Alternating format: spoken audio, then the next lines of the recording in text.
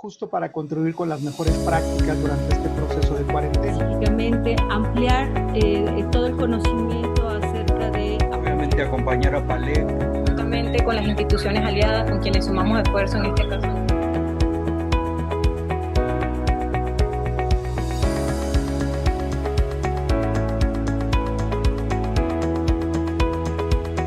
Mucho gusto estar con ustedes. Vamos a tener, yo espero, una experiencia profunda, y para que la experiencia sea profunda, lo que necesitamos es que sea dinámica. ¿Sí? ¿Qué significa dinámico? Que sea participativo, que todos participemos. Voy a empezar por preguntarles, que me pongan aquí en el chat, ¿con qué palabra describen su estado de ánimo en este momento?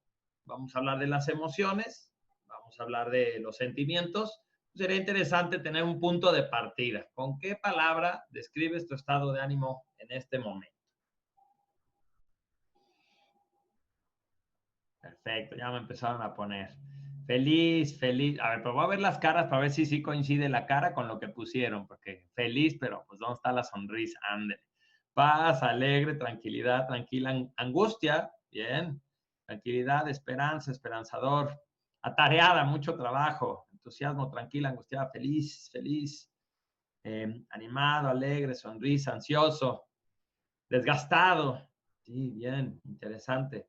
¿Por qué creen que, si me dice, por ejemplo, Claudia, estresada, ¿por qué piensan ustedes que yo prefiero que me diga eso a que me contestara el clásico bien, ¿no? Ustedes saben cuando estás en un auditorio o estás en un salón y tú dices de pronto, ¿cómo están? Toda la gente dice, bien, ¿no? Bien, un bien que generalmente no tiene como ningún significado. Entonces, ¿por qué creen que yo prefiero que alguien me ponga estresado o que me digan angustiado o que me digan con incertidumbre, presionada? O sea, los demás están muy contentos, por eso no lo estoy leyendo. Ansioso. ¿Sí? ¿Por qué creen que yo prefiero que me digan eso? Dice Angie, pues porque si no te dicen eso, sería ocultar las cosas, ¿no? Bien, y por acá me dice Diana, pues porque es mi realidad en este momento. ¿Y qué tan extraordinario tiene eso de la realidad? ¿Por qué no vivimos en la fantasía y ya, no? ¿Qué beneficio nos da esto de la realidad? ¿Cuál es la gracia que tiene? A veces nuestra fantasía es mucho más interesante que lo que está pasando, ¿no? Entonces, estar ansioso, estar estresado, estar preocupado. Dice, la mayoría de las veces preguntamos cómo están, pero en realidad no queremos saber. Bien, esa es una muy buena observación.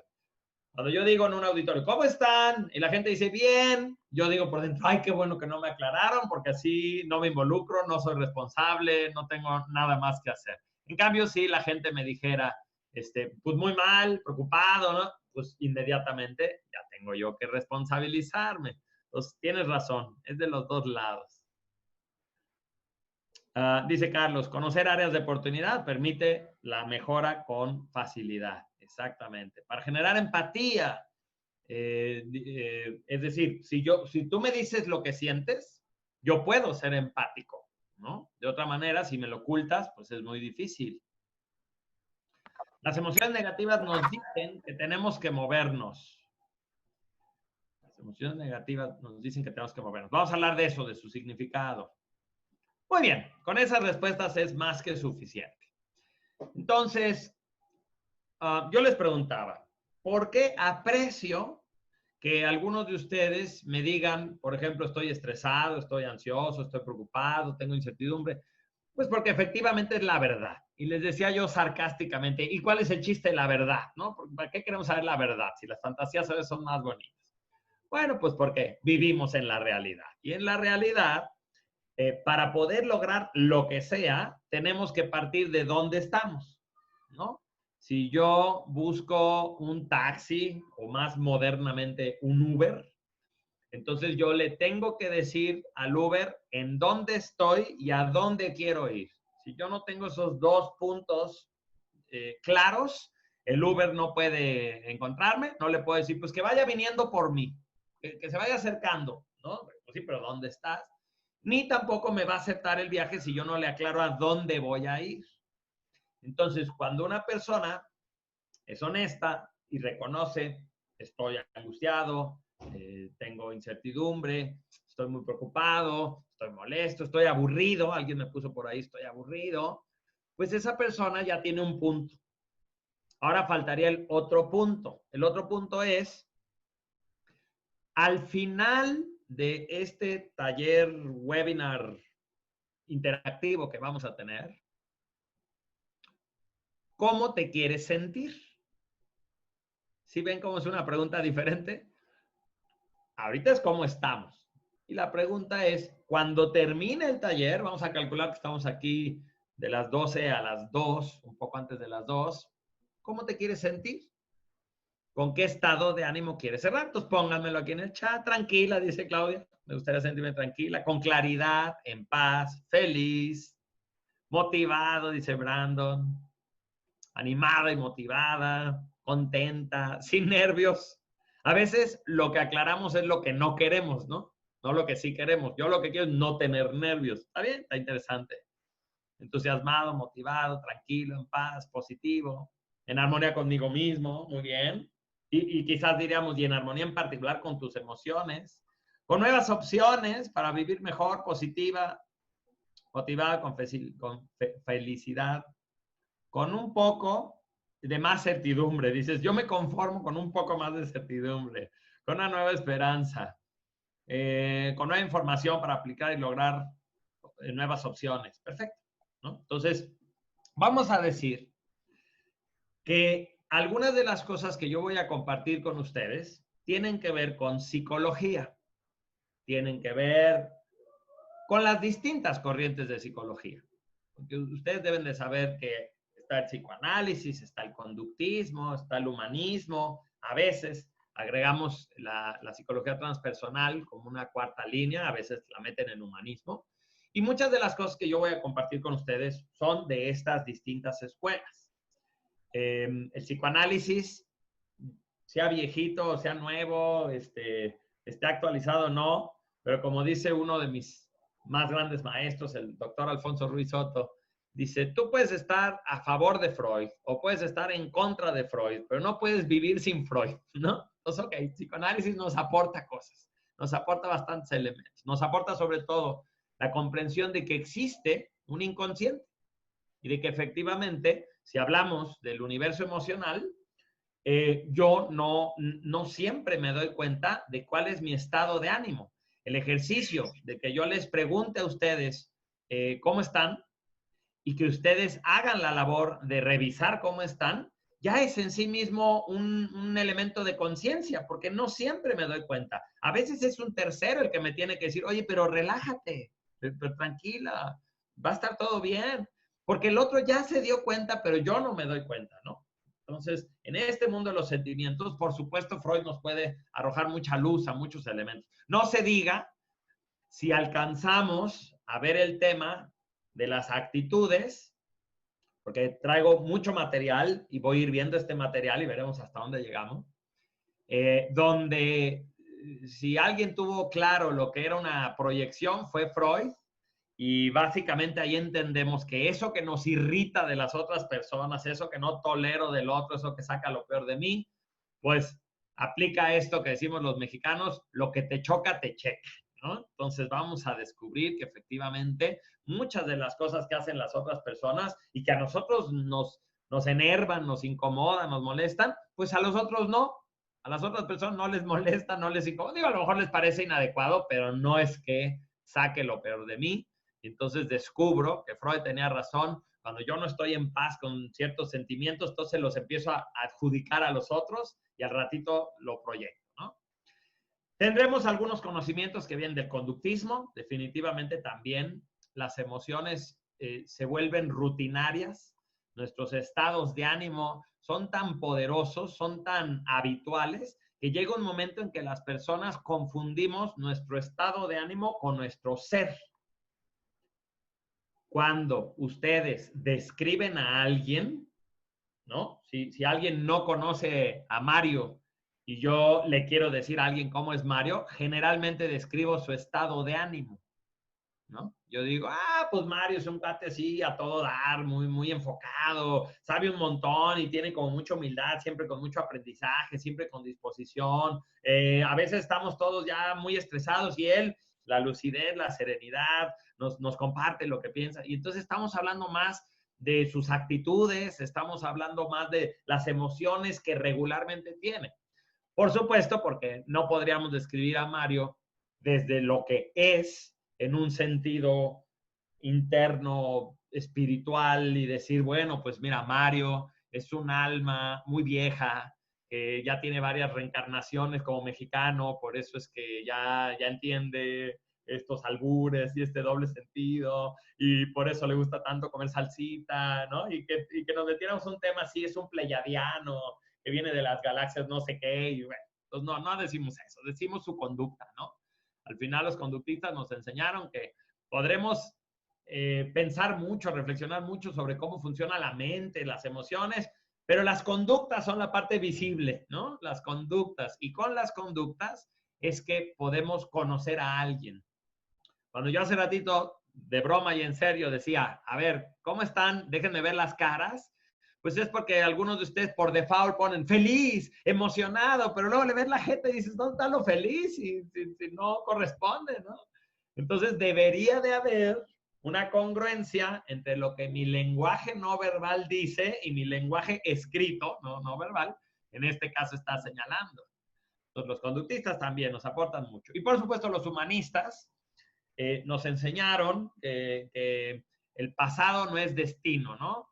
Freud tuvo una frase muy fuerte, que él dijo, infancia es destino, y la verdad es que nos pegó a todos, infancia es destino, y ninguno de los que estamos aquí podríamos negar que lo que vivimos en la infancia, la relación con nuestros papás, las experiencias y sobre todo las experiencias difíciles que hemos vivido, nos han afectado, ¿no? Pero cuando dice Freud, infancia es destino, pues también está siendo demasiado abrupto, nos está diciendo que ya no podemos hacer nada si tu infancia fue mala, si tuviste una mala relación con tus papás, si fuiste abandonado o sobreprotegido, entonces ya no hay nada que hacer, ¿no? Y fue la llegada de Maslow y todos sus amigos, los humanistas, que nos dijeron, bueno, el presente siempre nos da la oportunidad de cambiar, ¿sí? Tú tienes una historia, no puedes olvidar tu historia, más tienes esta posibilidad en el presente de crecer, de reconocer, de transformar.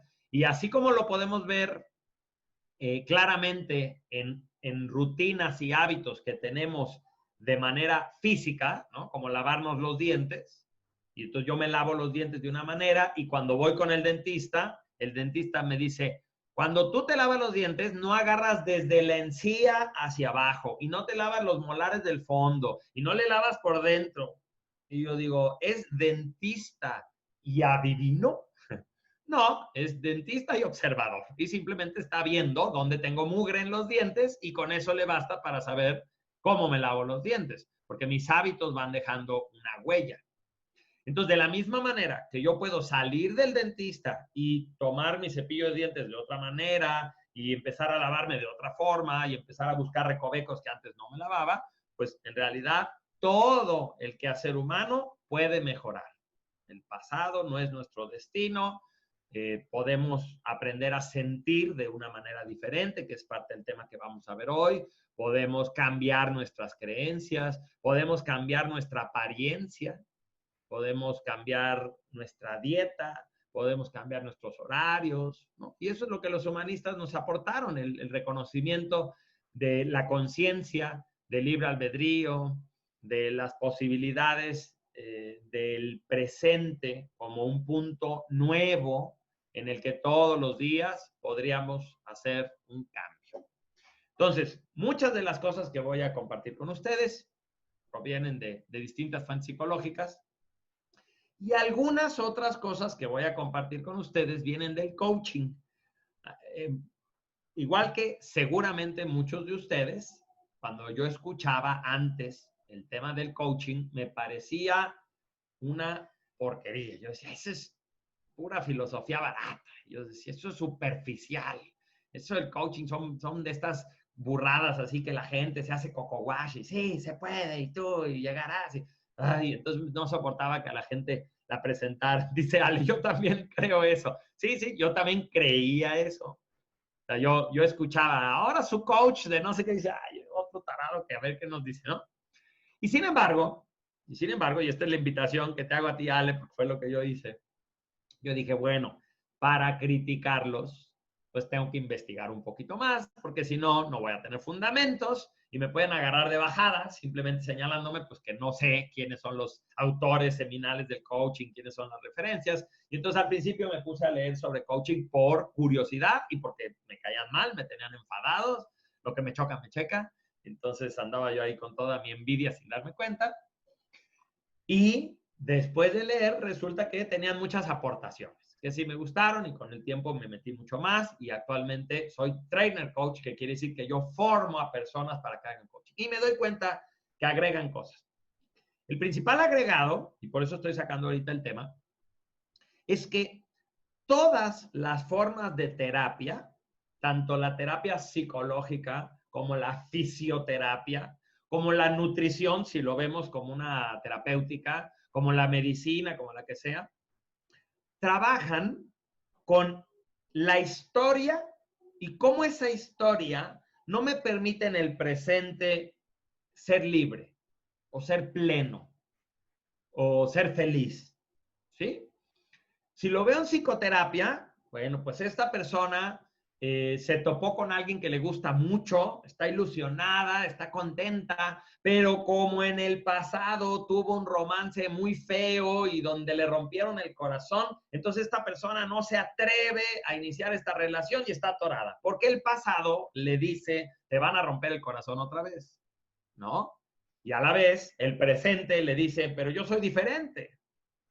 Entonces, una persona va a terapia, trabaja esto, lo plantea y de pronto puede hacer las paces con su pasado, puede aprender de su pasado, puede resignificarlo, reinterpretarlo y finalmente ser libre de abordar una nueva relación, ¿no? Si lo viéramos desde la fisioterapia, pues es igual. Si yo voy con el fisioterapeuta porque tengo una rodilla que me duele todo el tiempo, pues esta rodilla no me duele espontáneamente de la nada, viene de una historia. Hay algo que corro chueco, no uso los zapatos adecuados, me lastimé jugando fútbol, le exigí demasiado a mi rodilla en varias clases de yoga y entonces ahora mi rodilla está muy mal. Pero tiene una historia y el fisioterapeuta me va a ayudar a que en el presente reparemos esa historia hasta que mi rodilla funcione otra vez bien.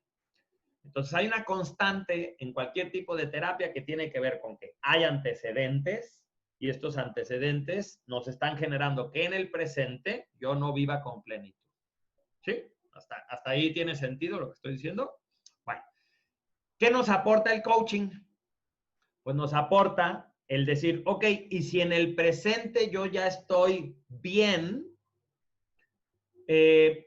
la psicoterapia tiene herramientas para diseñar el futuro que aspiro, pues no muchas. Porque en esencia todos los tipos de terapia están más bien diseñadas para ya soltar el pasado y que llegues al presente y te sientas libre. Y entonces algo que nos aporta el coaching es como, bueno, ¿y qué quiero que pase ahora? ¿No? ¿Cuál es ya, ok, ya estoy bien, ya solté aquello, ya perdoné, ya me liberé, ya comprendí, perfecto, ahora pregúntate hacia dónde vas. Entonces, cuando yo les pregunté hace un momento, ¿cómo se sienten ahora? ¿Cómo les gustaría sentirse cuando acabe el curso? Pues estoy haciendo más bien una referencia de coaching. Estoy preguntando, ¿en dónde estás en este momento y dónde te gustaría estar? Y sí, es una pregunta muy valiosa, porque la pregunta me alinea a mí, a sus expectativas, me permite entender hacia dónde quieren que yo lleve este taller y a la vez les devuelve a ustedes la responsabilidad.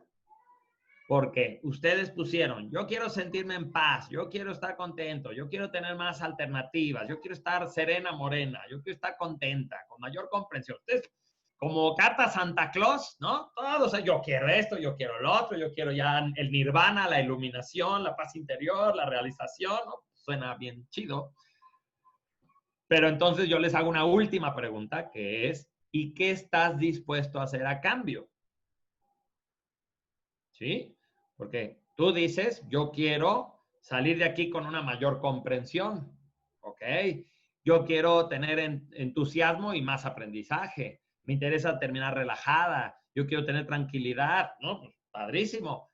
¿Qué vas a poner de tu parte para que eso pueda suceder? Porque yo voy a poner la clase, ¿no? Yo voy a poner la clase, pero la clase no va a funcionar sin tu participación.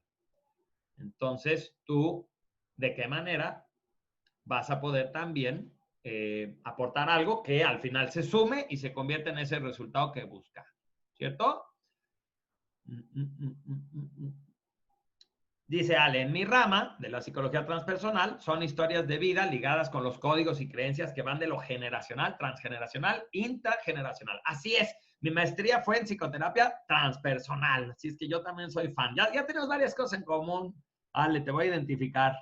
Nos vamos a mandar memes porque se ve que somos almas gemelas.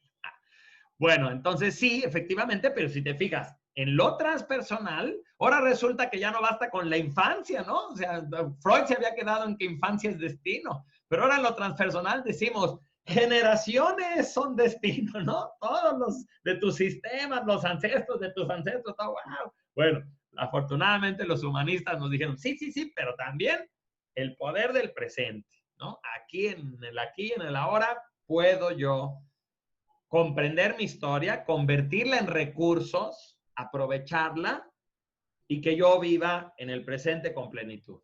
¿Sí? Entonces, eso es lo maravilloso, pero sí, efectivamente. Dice Janet, yo voy a poner en práctica lo que aprendí. O sea, si yo quiero el resultado que anduve pidiendo, pues de lo que veamos ahorita en el curso, yo voy a poner en práctica lo que aprendí. Exacto. Yo quiero ya no perderme. Supongo, Clara, que quieres decir que le vas a poner atención a la clase. Perfecto. Esa es la manera, ¿no? ¿Cómo coopero yo para que sí se dé el resultado? Pues por lo menos le tengo que poner atención a la clase. No puedo estar mientras revisando mi WhatsApp, no puedo estar mientras contestando una tarea, no puedo estar mientras... Si quiero el resultado, si nada más quiero como que Cuau esté ahí en el fondo de mi ser y que mi inconsciente aprenda cosas, y está bien, pero si tú quieres el resultado de claridad, conocerte a ti mismo, descubrir que tienes potenciales, sí le tienes entonces que dar un poco más de atención a esto. Sentirme tranquila, eso espero después de este webinar. Me lo puso Elsie, dejar si después me dice que va a dar a cambio. Te mandan saludos, doctora Palma, te mandan muchos saludos aquí en el chat. Ok.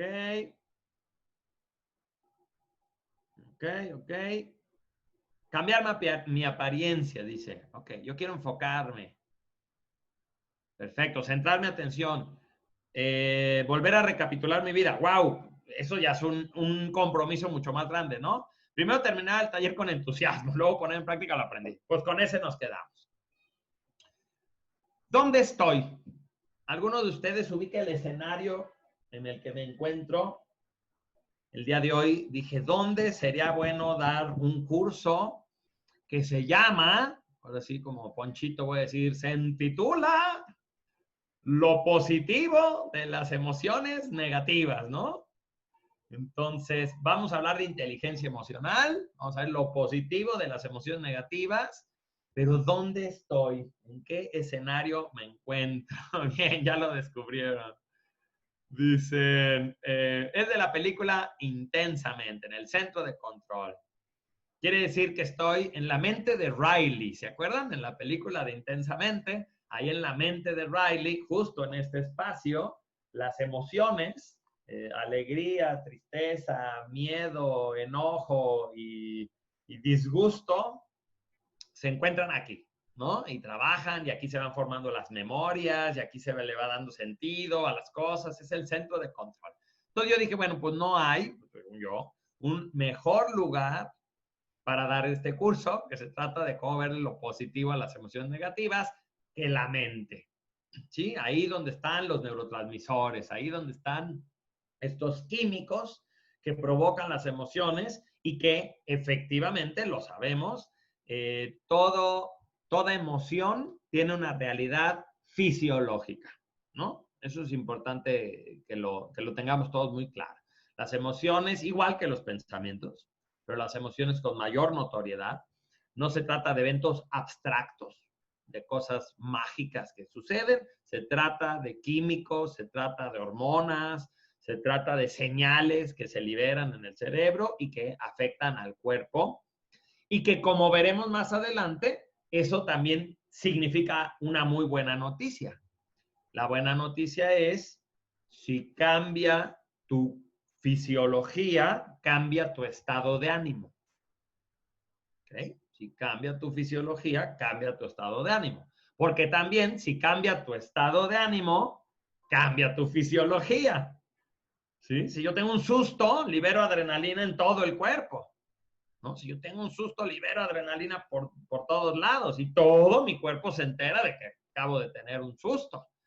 Bueno, pues de la misma manera, si ustedes están muy inquietos, si están acelerados, como ahorita se ve Octavio, que la cámara se le cae para allá y se mueve para allá, entonces anda inquietito el Octavio. Bueno, pues eso quiere decir que si Octavio respira profundo y empieza a cambiar con eso la bioquímica de su cuerpo, pues puede sentirse menos inquieto, puede quitarse la ansiedad. Les quiero compartir rápidamente 2 anécdotas y ya me voy al primer esquema. Son personales. La primera, hace muchos años, en 1900, ya cuando dices 1900 ya suena mucho, 1908 o 99, yo tuve un accidente en el mar muy feo, muy feo. Yo estaba seguro que me iba a morir de ese nivel. Era un mar muy helado, estaba yo en California, en Estados Unidos, en una playa de surfers, las olas estaban muy altas, yo no soy atlético, no soy surfer, no traía traje de neopreno como lo traían las otras personas, no tenía una tabla de la cual agarrarme, según yo me metí nada más un ratito a nadar y fue horrible y las olas me revolcaron y hubo muchos momentos en que estaba yo seguro que me iba a morir. Y a momentos, en la revolcada, sentía yo que mi mano salía del agua y eso era lo único que me hacía saber hacia dónde era arriba y hacia dónde era abajo, porque yo no veía nada, estaba con toda la arena a mi alrededor. Y tú, cuando sentía que algún lugar era arriba, pues yo nadaba hacia allá y gritaba. Y decía, aquí estoy, y otra vez. Porque cada vez que yo gritaba, aquí estoy, era porque yo pensaba que iban a tener que ir a buscar el cuerpo. Yo estaba seguro que alguien me iba a ir a rescatar. Entonces, pero no pensaba que vivo. Afortunadamente, si les estoy dando este curso, pues es porque sobreviví. En una de esas revolcadas, el mar me clavó contra el fondo del mar, contra la arena, y eso me permitió orientarme y empecé a caminar debajo del agua, clavando los pies en la arena, y empecé a ir hacia la orilla y salí. Y me sentía yo muy mal y muy choqueado, y me sentía físicamente agotado, y me recosté un rato en la playa. Y la verdad es que ahora, con los años que lo veo, pues me faltó hacer terapia. En ese momento no desahogué esto, no lo platiqué con nadie, lo experimenté en silencio, como decimos en psicoterapia, pero porque también yo en mi cabeza decía, ya la libré, ya estoy afuera, ya para qué me quejo, ¿no? Los hombres no lloran, ¿no? Y entonces yo dije, pues ya, si ya estoy afuera, ya tengo que estar contento. Entonces, después de ese accidente, empecé a tener pesadillas, empecé a tener más ansiedad de lo normal, pero yo no lo relacioné. Hasta que exactamente un mes después del accidente empecé a tener ataques de pánico, horribles. De la nada mi corazón latía y tenía yo muchas ganas de huir, pero como no había nada de lo que yo estaba oyendo, simplemente me sentía fatal.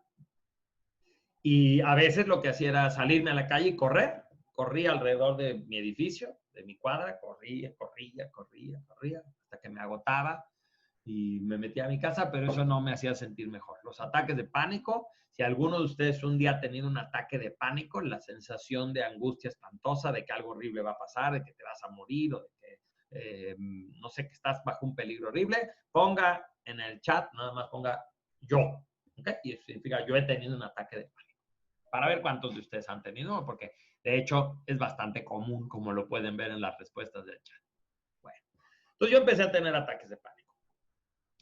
Y les quiero contar en muy poquito tiempo algo que duró mucho tiempo. Fueron 6 meses, la parte más álgida, con muchos ataques de pánico, con ansiedad y después con depresión. Llegó un momento en que yo casi no dormía, despertaba angustiado, tenía un par de ataques de pánico y para la tarde ya se había drenado toda mi energía y entonces yo ya me sentía apático y ahí pues ya llegaba a la depresión y en la depresión me sentía horrible. Y finalmente, cuando ya estaba en depresión, en algún momento empecé a tener pensamientos suicidas, empecé a pensar que sería mejor si me muriera, era más fácil y que así ya no le iba a incomodar a los demás y terminé tomando un ansiolítico, ¿no? Afortunadamente no estamos hablando de medicinas mayores, pero sí terminé tomando pastillas y con esas pastillas eventualmente fui saliendo de esto y más o menos duró un año y por fin un año después pude dejar las pastillas y estar bien, ¿no? Y para mí esa experiencia es una experiencia muy buena. Yo sé que si pudiera elegir no haberla vivido, seguramente voy a decir que prefiero no haberla vivido, pero también sé que mucho de lo que yo soy y mucho de lo que me interesó estudiar y mucho de lo que ahora me dedico tiene que ver con haber vivido esa experiencia, con poder ser empático ante el sufrimiento, ante la dolencia. Y que el que yo lo pueda decir así tiene que ver con muchas decisiones y muchas reinterpretaciones y mucho trabajo personal que he hecho para poder decir hoy en día que fue algo bueno que me pasó, porque en realidad fue la cosa más difícil que me ha pasado. Bueno, de todo eso les quiero hacer hincapié a que cuando al principio empecé a tener los ataques de pánico, no recordaba yo el accidente en el mar. Fue una cosa de lo más freudiana. Lo bloqueé, no me acordaba de ese accidente. Y fui a ver al médico, ¿no? Y le dije, oye, no duermo bien, me da esta cosa, taquicardia y todo. Y entonces el médico me dijo, cuando tengas un ataque de pánico, en ese momento, porque aparte le llamó ataque de pánico, yo ni sabía qué era, pero esta fue la primera persona que dijo, eso es un ataque de pánico. Entonces, cuando tengas un ataque de pánico, respira con la panza. ¿Sí? Y entonces yo le dije, ajá, ¿y? Y me dijo, no, es que te suena bobo y lo más probable es que pienses que no va a servir de nada, pero yo te aseguro que si respiras con la panza, por lo menos 3 minutos en los cuales pones atención a que respires con la panza, se te va a quitar el ataque de pánico. Y entonces, efectivamente, como él dijo, yo no creí que eso iba a servir. Le dije, ¿cómo crees? Si cuando tengo el ataque me siento tan fatal y me tengo que salir a correr como idiota, vueltas y vueltas a la manzana hasta que me agoto, ¿cómo respirar con la panza va a hacer alguna diferencia? Y cuando me dio el siguiente ataque de pánico y yo tenía apuntado lo que había dicho el doctor y lo empecé a hacer, en mi mente todo el tiempo pensaba, esto no va a servir, esto se va a poner peor, me voy a volver loco, esto está horrible. Y sin embargo, más o menos entre 3 y 5 minutos de estar respirando, de pronto se cortó el ataque de pánico. Fue increíble. Fue una situación muy extraña. De pronto ya no sentir esa angustia, de pronto ya no tener el ataque cardíaco. Y entonces comprendí esto que les estoy compartiendo, que la fisiología y las emociones pues, son una misma cosa. Si tú cambias tu fisiología, cambia tu sentir. En este caso, la respiración de diafragma activó el sistema parasimpático de mi sistema nervioso y eventualmente salí, se rompió el sistema de alarma que es el que genera los ataques de pánico. Ese elemento que parece tan simplón, la respiración, me servía para ya no estar en esa situación.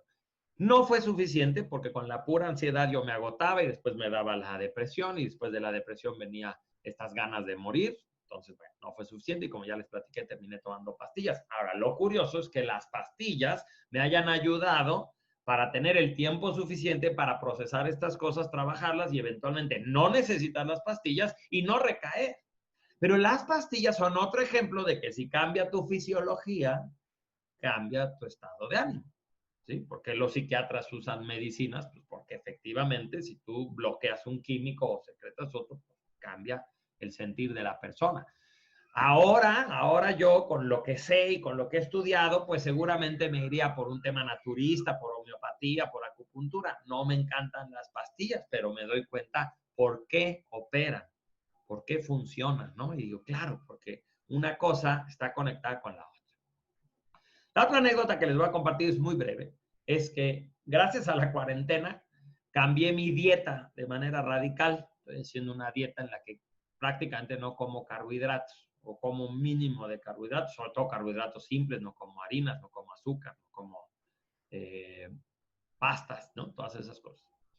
Yo hice la dieta porque notaba que en muchas ocasiones mi mente estaba muy cansada, no tenía la lucidez que normalmente tengo, la chispa. Se me olvidaban los nombres de las cosas, se me olvidaban los datos y a mí me encanta pensar y decía qué raro. Entonces yo hice la dieta en realidad por un tema de que mi cerebro se nutriera. Pero como efecto secundario, no me lo esperaba, he notado que muchas ansiedades que generalmente yo tengo se me quitaron. Quizás la más importante es que durante la cuarentena no he estado preocupado.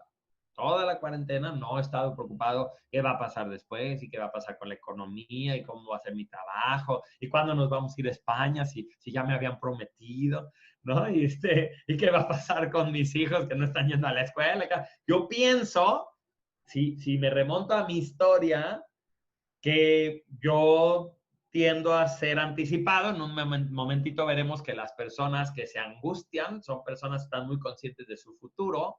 Las personas que se entristecen son personas que están muy conscientes de su pasado. Entonces yo soy de esos que están más hacia el futuro. Y se me hizo muy raro que yo pase todos estos días, que evidentemente todos estamos en una situación distinta a lo normal, una situación de incertidumbre, como hace rato comentaron, y yo no estar preocupado. Y a lo único que se lo atribuyo es a que cambié mi dieta de manera notoria.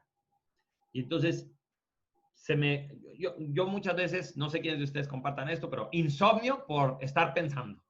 Se me ocurren mis mejores ideas en la estúpida noche, cuando ya me quiero dormir y ahí estoy, y digo, ay, ¿por qué no hago esto? ¿Y por qué no le mando el mensaje? ¿Y por qué no digo no sé qué? Y no puedo dormir. Cambié de dieta, se me quitó eso. Se me quitó la preocupación del dinero. Se me quitó la preocupación, bueno, no he tenido preocupación de salud, no he tenido, esas normalmente no las tengo, pero en general. Entonces digo, qué raro, no estoy haciendo trabajo terapéutico profundo, no estoy, bueno, todo esto se los comparto nada más para que se entienda este concepto de holístico. Una persona es mente, corazón, cuerpo y alma, si queremos decir esos 4 reinos, pero no entenderlos como piezas, ¿no? Ahí está el alma, ahí está la mente, ahí está el corazón y acá está el cuerpo, ¿no? Es lo mismo. La mente, el corazón, el alma, todo está integrado.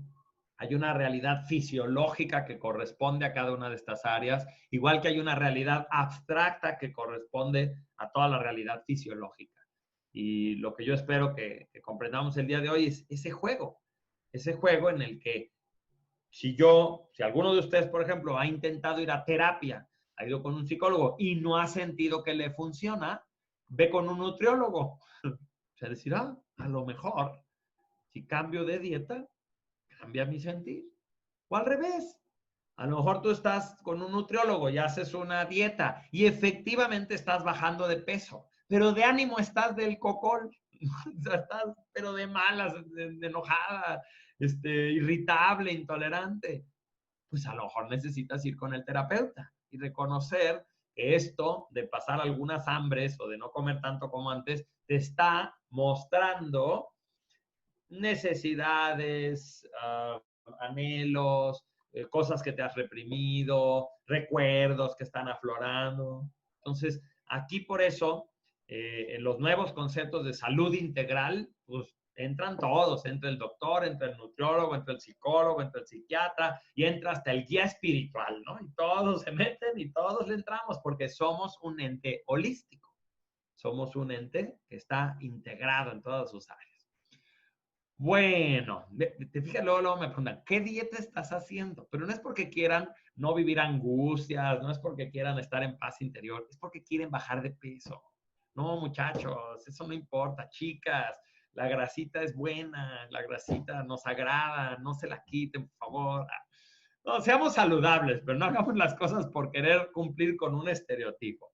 La dieta que yo estoy haciendo es una dieta que nada más he encontrado publicaciones en inglés, se llama Bulletproof, a prueba de balas sería en inglés, y es de la familia keto. Las dietas keto son dietas altas en grasa, como hartos aguacates, probablemente 2 al día, como mucho aceite de oliva, aceite de coco, ghee, que es un tipo de mantequilla, pero harto, ¿eh? O sea, harto quiero decir como 150 gramos al día de mis comidas grasas, como 120 son proteína y de carbohidratos nada más como 30 gramos, quizás hay días 50 gramos, que además vienen de cosas que no son carbohidratos simples, como vegetales, como algunas frutas, ¿sí? Pero a mí me ha caído de maravilla, porque las dietas altas en grasa nutren al cerebro. Nuestro cerebro es básicamente lípidos, ¿no? Es básicamente grasita. Entonces, no estoy prescribiendo. Si alguno de ustedes lo quiere intentar, escríbame en privado. Con mucho gusto le refiero a los libros que yo he conseguido. Yo estoy feliz, pero no es mi área de expertise y supongo que cada persona tendría primero que verificar que tiene las condiciones adecuadas para hacerlo. A mí me cayó de maravilla. Bueno, dejando de hablar de dietas, bajé 10 kilos, eso sí, ya llevo casi 3 meses y bajé 10 kilos. ¿Para qué les presumo? Bueno, vámonos a esto. Lo positivo de las emociones negativas. Lo positivo de las emociones negativas, ¿no? Entonces vamos a empezar por un poco de glosario, ¿no? Glosario, que tengamos un vocabulario similar. Una típica pregunta es, ¿cuál es la diferencia entre emociones y sentimientos? Bueno, vamos a ponernos de acuerdo sobre esa diferencia para que cuando hagamos una pregunta utilicemos el término apropiado. Una emoción es esencialmente una respuesta fisiológica ante un estímulo o la percepción de un estímulo. Entonces, vamos a desglosar eso. Cuando yo estoy en la vida cotidiana y de pronto percibo que algo se mueve muy rápido hacia mí, alcanzo a ver como una sombra con la comisura de mi ojo, alcanzo a ver como una sombra. Antes de que yo gire la cara, ya siento una emoción. ¿Sí? Ya, en ese segundo, yo ya traigo una emoción. Una emoción son una serie de químicos que se liberan en mi cuerpo al momento en que existe algún estímulo. El estímulo puede ser auditivo, el estímulo puede ser visual, el estímulo puede ser olfativo. Imagínate que estás en un elevador y de pronto tu olfato detecta que alguien, bueno, ya se imaginaron. Y en ese segundo tú ya traes una emoción. Antes de que le hagas así, antes de que digas algo, las emociones son quizás la cosa más veloz que existe en el ser humano. Por ahí hay mucha controversia sobre los números, ¿no?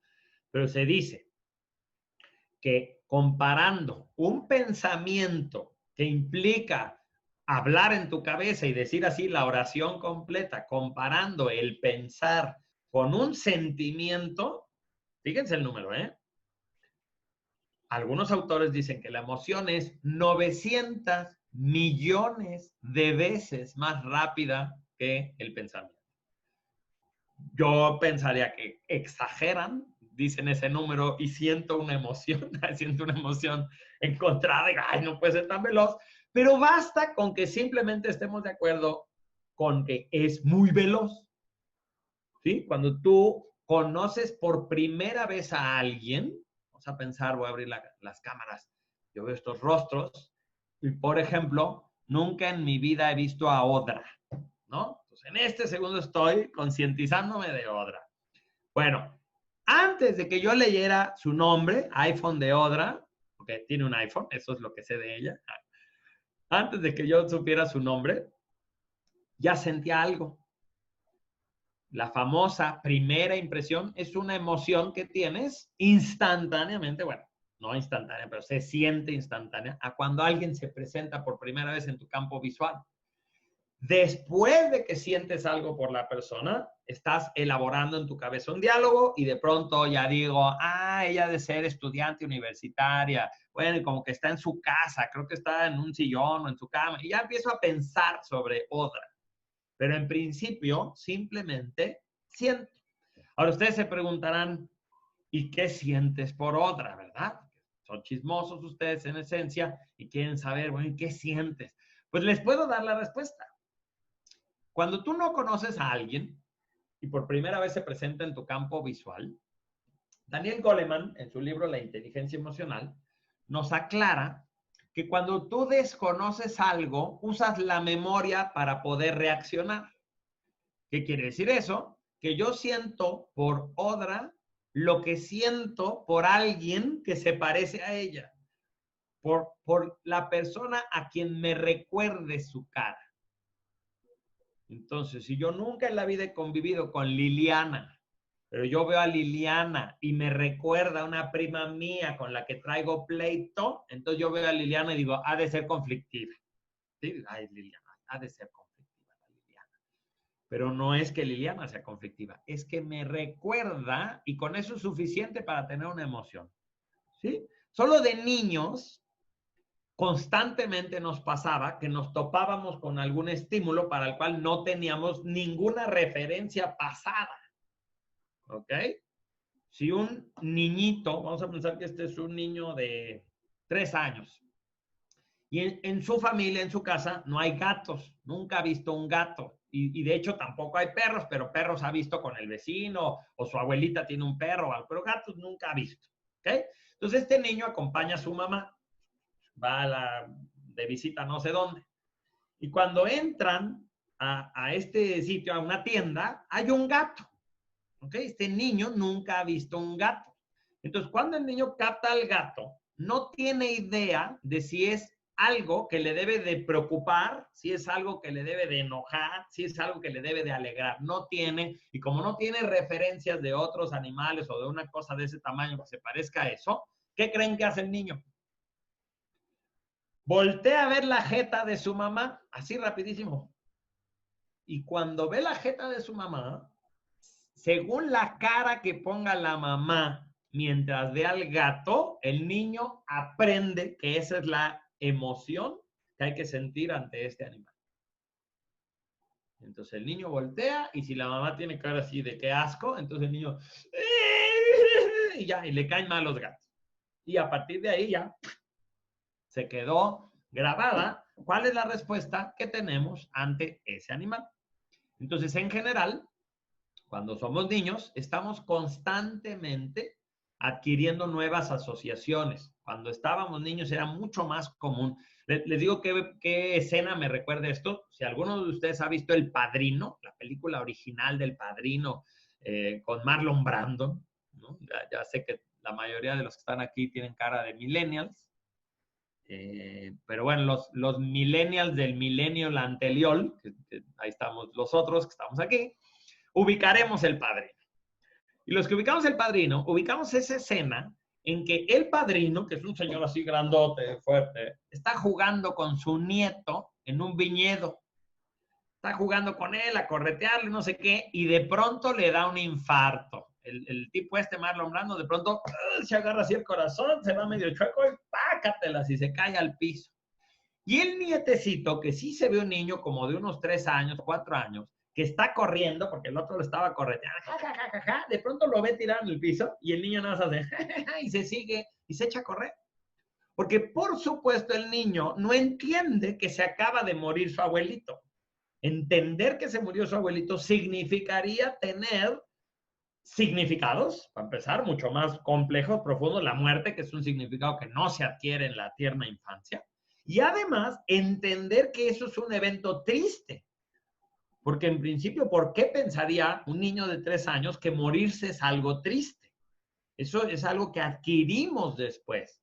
Quizás ese mismo niño, Cuando ya fueron a recoger al abuelo y se lo llevaron a la casa y armaron el velorio, quizás ese niño, viendo las respuestas de los adultos y cómo se acercan al cuerpo y lloran, es muy probable que de pronto empiece a llorar. Y si ya habla el niño, puede de pronto decir, mi abuelito, yo quiero que mi abuelito esté aquí. Pero esa respuesta es aprendida. Es porque ya logró hacer la asociación de esto que está experimentando y con qué emoción debe de responder. Entonces, las emociones son respuestas fisiológicas ante un estímulo o ante la percepción de un estímulo. ¿Qué quiere decir esa pequeña nota? Que ni siquiera tiene que pasar de verdad lo que tú creíste que pasó para que tengas una emoción. Si tú abres el cuarto de tiliches y cuando abres el cuarto de tiliches, como que viste como que había una rata, te asustas. Y en cuanto le pones tantita más atención, te das cuenta que no había una rata, que había un pedazo de alfombra doblado, que le escurría un hilito y tú juraste que era la cola. Pero a tu cerebro le dio igual si había una rata de a de veras o no. Porque las emociones, como todo en realidad del ser humano, tienen como principal función la supervivencia, que sobrevivas. La principal función de que tengas vista, de que tengas oído, de que sientas, de que pienses, de que te traslades, es que vivas. Esa es la principal función de todo lo que hace un ser humano. Nosotros decimos, wow, los seres humanos, pensamiento abstracto, capacidad de síntesis, imaginación, proyección futura, emociones complejas, conciencia de sí mismo, reflexión. Sí, bellísimo, todo eso tenemos. Todo eso lo tenemos para sobrevivir. ¿Sí? Que le podamos dar otros usos, está padrísimo y qué maravilla, pero en esencia sentimos para sobrevivir. Y por eso es que la emoción es tan rápida. Porque si efectivamente hubiera una rata en ese cuarto, qué bueno que sentiste el susto y qué bueno que te hiciste para atrás. Porque si no tuviéramos emociones, si nada más tuviéramos cognición, y como ya les dije, la cognición es muy lenta, no creo que 900 millones de veces más lenta, pero sí es muy lenta comparada con el sentir. Entonces yo abriría la puerta, vería el objeto que parece una rata y empezaría a pensar, ¿es una rata? Pues creo que sí es una rata. ¿Será una rata maligna o será una rata bondadosa como la de Ratatouille? ¿Será una rata con rabia? ¿Tendrá hambre la rata? Está volteada de espaldas. Y en lo que pienso eso, pues ya la rata, ¿no? me ataca y me mata. Entonces, la razón, porque la emoción es así, ¡pa!, instantánea, es para que reacciones rápido y te salves de la rata asesina, aunque después te des cuenta que no había dichosa rata y no había nada que tener. No importa, las emociones son respuestas que se detonan ante un estímulo o la percepción de un estímulo. ¿Quién de ustedes, me lo pone ahí en el chat, ha tenido una pesadilla que sintió que era de a de veras? Entonces ahí en el chat no nada más me digas yo, ponme de qué era tu pesadilla. ¿Sí? Soñé un perro que me iba a matar, o con el dragón me iba a arrancar la cabeza, o soñé que los de Hacienda ya sabían dónde vivo, no sé, alguna de esas cosas terroríficas que a las personas les angustian. Y que tú digas, yo soñé que mi cobija se movía, que me iba a caer de un edificio. Siempre sueño que llego al final de una carretera y me caigo. Sueño que mataba un cocodrilo con cuchillos, que moría mi papá, que mi hermano estaba muerto, que me cayó un agujero profundísimo, que me caí en un barranco. Va, entonces fíjense, ¿no? Cuando tú tienes una pesadilla, tienes emociones. Y eso que no estás en la vida real, no estás actuando, no te estás moviendo, no estás consumiendo nada, no estás platicando con nadie real. Todo está sucediendo en tu imaginación y aún así tienes emociones. Porque las emociones son simplemente químicos que se liberan en tu cuerpo, no solo en el cerebro. Hay respuestas glandulares, ¿no? Las suprarrenales liberan cortisol, liberan adrenalina.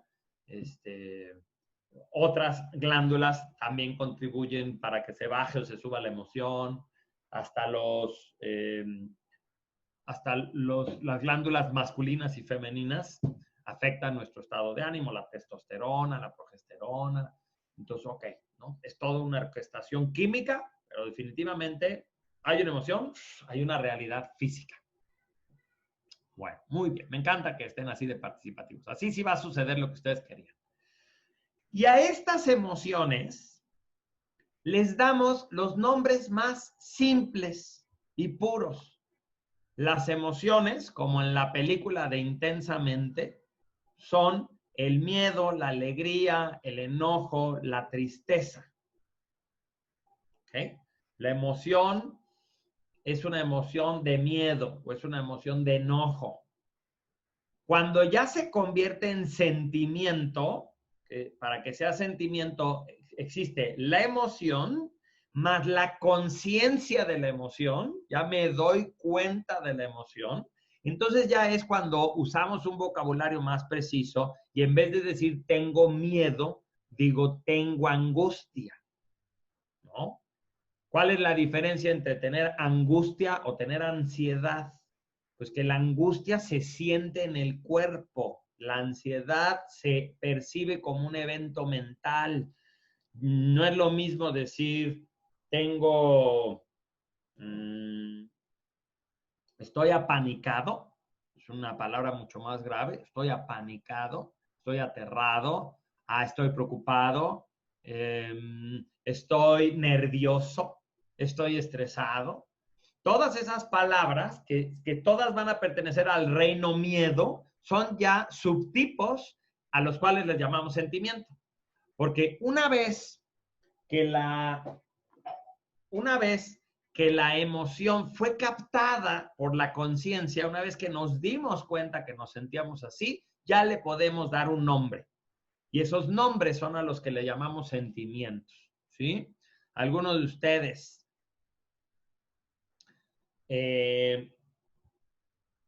¿sabe lo que es sentir ñáñaras? Las ñáñaras, muchas personas piensan que son, dice Carmen, es como sentir cosa, ¿no? Ahí ya me dio cosa. Bueno, está bien, es como un sinónimo, sentir miedo. Bien, bueno, pues no, las ñáñaras es una descripción medio gráfica. Las ñáñaras son una preocupación que se siente a nivel del recto, ¿ok? Cuando una persona tiene ñáñaras es cuando el asterisco se le hace así de, siento ñáñaras, entonces así como que se te aprietan las pompas, esas son las ñáñaras. Entonces no es lo mismo tener ñáñaras que tener angustia, no es lo mismo sentir mariposas en la panza, no es lo mismo estar aterrado, estar preocupado, tener estrés, etcétera, ¿sí? Nosotros tenemos que ver que cuando ya la emoción es captada por la conciencia, cuando ya me di cuenta de ella, entonces ya se llama sentimiento. Y ojo, nosotros podemos trabajar con nuestros sentimientos, pero no podemos trabajar con nuestras emociones. En el sentido de que como yo tengo una emoción y todavía no es algo de lo que me doy cuenta, entonces no puedo empezar a chambear con ella. Yo no me puedo quitar el miedo sin primero reconocer que tengo miedo. Yo no puedo darme cuenta que estoy enojado y que le estoy hablando muy feo a Verónica sin primero darme cuenta que estoy enojado. Entonces, las emociones me suceden, me brotan por el estímulo, ¿sí? Alguien dice una palabra y me lo tomo personal y ya reventé y ya empecé a ser agresivo, ya me enojé, pero puedo yo de pronto decir, discúlpame, estoy reaccionando muy feo, no debí de decirte esto o así, porque ya me di cuenta. Entonces, trabajamos con sentimientos, no trabajamos con emociones. ¿Sí? Trabajamos con sentimientos. Entonces, ¿qué son los sentimientos? Los subtipos son cuando ya nos damos cuenta y ya le podemos poner una palabrita. En la película de Intensamente hay un par de errores. Se los voy a comentar para que ustedes, cuando alguien saque la película a colación, tú, pues en las fiestas se hace el alma de las fiestas, te vas con una persona así profunda, culta, la gente va a decir, ¿eres psicoterapeuta? Y tú vas a decir, no, pero son esas cosas que me interesan. Te las puedo compartir, ¿no? Entonces hay dos errores. Error número 1. Desagrado no es una emoción. Desagrado es un instinto.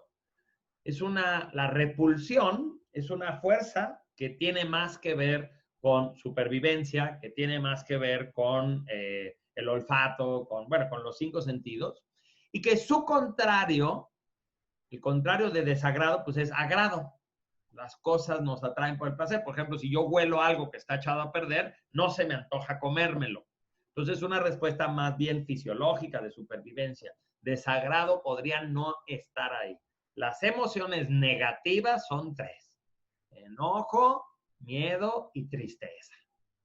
Esas 3 son las emociones primarias negativas. Así como en los colores tenemos los colores primarios y son el amarillo, el rojo y el azul. Y si tú combinas el amarillo, el rojo y el azul, salen todos los colores, todos estos colores que ves aquí, salen si tú combinas rojo, amarillo y azul. Pues de la misma manera, todas las emociones desagradables, todas son una mezcla de miedo, enojo y tristeza.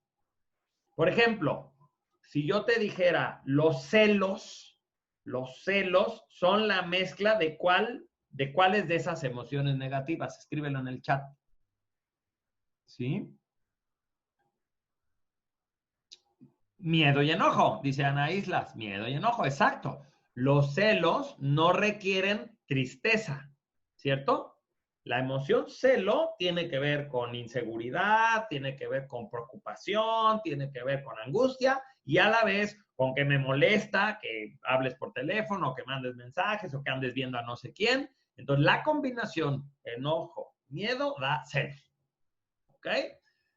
La emoción... la emoción frustración. Piensa en las 3 emociones negativas y cuáles combinarías para decir frustración. Frustración es la suma de enojo y miedo. No. De enojo y tristeza. ¿Ok? Porque cuando yo tengo frustración, algo me decepciona, que ese sería el pariente de la tristeza. Algo no fue como yo esperaba, algo no cumple con mis expectativas. Pero eso me molesta que no sea así. Entonces me siento frustrado, estoy enojado, a lo mejor conmigo, a lo mejor contigo, no sé, pero yo tengo frustración. Y para eso tuve que mezclar estos 2 colores. En la frustración no veo el elemento miedo, veo el elemento tristeza y el enojo. Entonces, yo tengo 3 emociones primarias negativas y si las mezclo, genero las emociones desagradables, perdón, los sentimientos desagradables, bien dicho.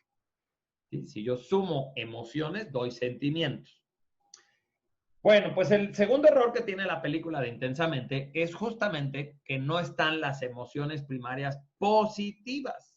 Nada más hay una, que es alegría.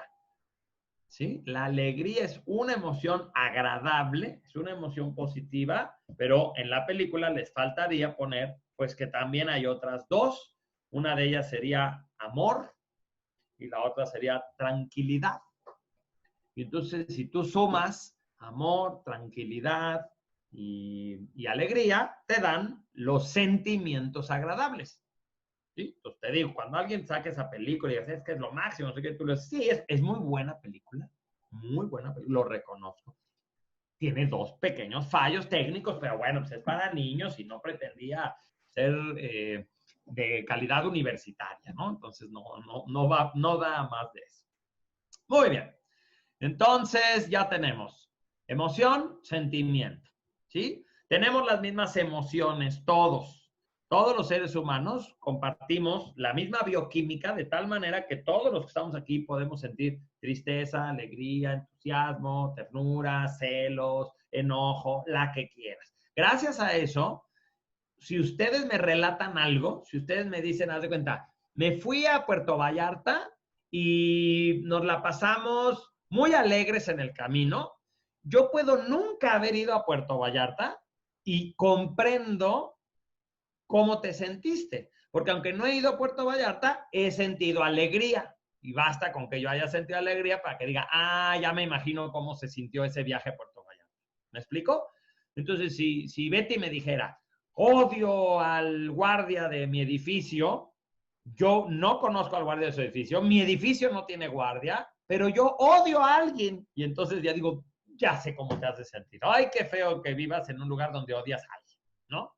Entonces, gracias a que todos tenemos la misma gama de emociones, es que podemos ser empáticos. Entonces, todos nosotros tenemos la misma gama de emociones. Lo que no tenemos igual es las asociaciones de estas emociones a los estímulos.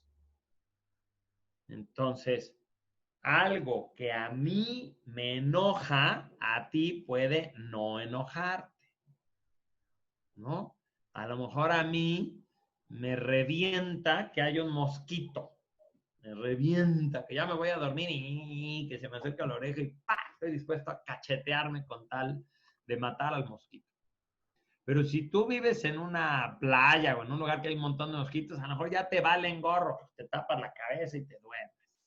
Entonces, algo que a mí me enoja, a ti puede no enojarte. Vamos a poner en el chat algo que tú reconoces, para eso estamos en este chat y es terapéutica la sesión del día de hoy, algo que tú reconoces que te molesta mucho, pero que sabes que a la mayoría de los otros seres humanos no les molesta. Y entonces yo sé que soy yo, ¿no? Haz de cuenta, las faltas de ortografía. Y que yo sé que a la mayoría de los seres humanos les da igual. Yo veo una falta de ortografía y bloqueo al individuo, así, WhatsApp, bloquear, ¿no? Bloquear. Y hasta que no me hable por teléfono no lo contacto, no soporto. Entonces ese sería un ejemplo, ¿no? Dice por aquí Angie, que fumen, ¿no? Buen ejemplo. La gente que habla muy fuerte. Perdón, Cris. Ay, perdón, ya no voy a hablar. Me molesta mucho cuando comen papitas y chicharrones. A lo mejor te molestan el crujir, a lo mejor te molesta el olor. Y tú dices, yo sé que a los demás no les molesta, pero a mí me revienta, ¿no? Entonces, todos tenemos asociaciones diferentes. Dice Elena, que no regresen las llamadas. Si le hablaste a alguien o que vio una llamada perdida, ¿por qué no te contestan, no? Que hagan, bueno, que sean impuntuales, la impuntualidad. Que hagan ruidos mientras comen, el desorden, los trastes sucios, que la gente vaya dejando ahí los trastes y no los lave. Me molestan las groserías, chin. La impuntualidad, que te den el avión, la gente que fuma, que me levanten un falso. Ahora, lo interesante de ese, ¿no? Que me levanten un falso y decir, y ubico que hay otras personas a las que les levantan un falso y no les molesta. Que simplemente dicen, bueno, pues los frutos hablarán de la verdad y no me defiendo, ¿no? Y decir, oye, a mí yo no soporto que digan algo que yo no hice, ¿no? Que hablen o escriban con terminaciones ES, como comiste, hiciste, fuiste. Bien, ese es un ejemplo muy bueno. Que usen las palabras estábamos, si se dice estábamos, ¿no? Muy bien, la falta de limpieza. Perfecto, entonces fíjense. Como cada uno de los ejemplos, este es muy moderno, dice Raquel, que me dejen en visto en el WhatsApp. Ese es completamente contemporáneo, ¿no? Que le mandes un mensaje a alguien y nada más se ven ahí las palomitas, pero ¿qué hubo? No responden, no responden. Bueno, entonces cada uno de estos ejemplos nos señalan las dos cosas que acabo de decir. Una, que todos podemos ser empáticos. Si yo digo, me molesta esto, me molesta que mastiquen con la boca abierta, me molesta, yo puedo ni siquiera haber conocido un ejemplo de alguien que coma con la boca abierta, pero soy empático porque sé lo que significa me molesta. Yo he vivido molestia, pues lo puedo comprender. Pero la asociación yo no la tengo. A ti te molesta que las personas hablen fuerte. Pues a mí no, porque estoy medio sordo. Me da gusto que hablen fuerte, ¿no? A ti te molesta que la gente llegue tarde. A mí no, porque yo siempre llego tarde. Y cuando la gente llega tarde, perfecto para mí, porque llego a tiempo, ¿no? Entonces, entiendo que todos tenemos la misma gama de emociones, de sentimientos, pero no tenemos las mismas asociaciones. ¿Hasta ahí estamos todos al parejo? Espero que sí. Si hay alguna duda, háganmelo saber.